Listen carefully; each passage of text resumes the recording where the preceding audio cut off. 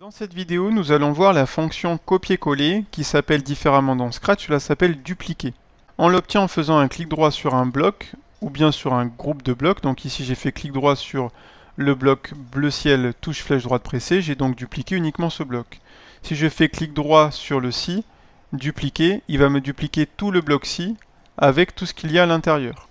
Si je fais clic droit sur répéter indéfiniment, même chose, et si je fais clic droit sur le drapeau vert, il me duplique carrément tout le script en entier. Alors ça a un avantage particulier, c'est que ça permet d'éviter d'aller rechercher à chaque fois différents blocs si on les a déjà utilisés une première fois. Donc dans le script que j'ai commencé à faire, il s'agit de déplacer le lutin chat dans les 4 directions possibles, donc avec les 4 flèches du clavier, flèche droite, flèche gauche, flèche haut, flèche bas.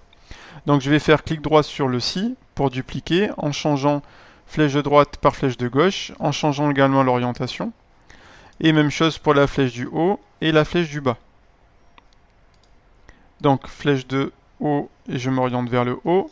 Et je termine flèche du bas et je m'oriente vers le bas.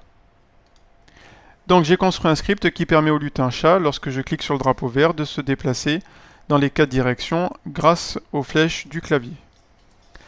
Un autre avantage de la fonction dupliquer, c'est lorsqu'on choisit un autre lutin. Donc par exemple ici je choisis une pomme. Donc là je suis dans les scripts du lutin pomme.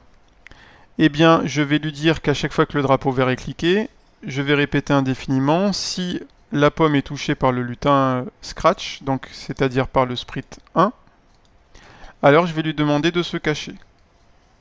Et bien entendu au début du programme je veux qu'elle soit présente, donc qu'elle soit visible.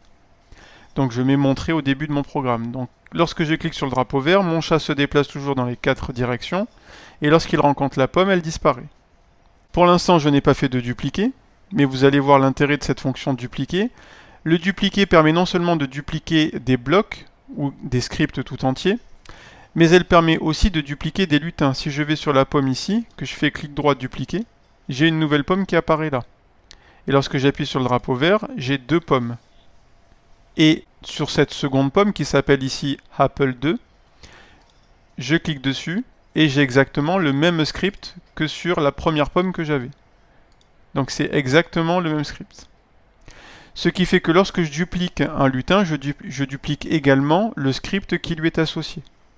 Donc lorsqu'on a un lutin qu'on va dupliquer plusieurs fois, il vaut mieux avoir fini totalement le script sur un premier lutin avant de le dupliquer pour dupliquer le script en même temps et éviter de recommencer les scripts dans les différents lutins qu'on aurait dupliqués. Donc cette fonction dupliquer, elle permet non seulement de dupliquer des blocs, des algorithmes tout entiers, c'est-à-dire des scripts tout entiers sur un même lutin, mais elle permet aussi de dupliquer plusieurs lutins dans un programme.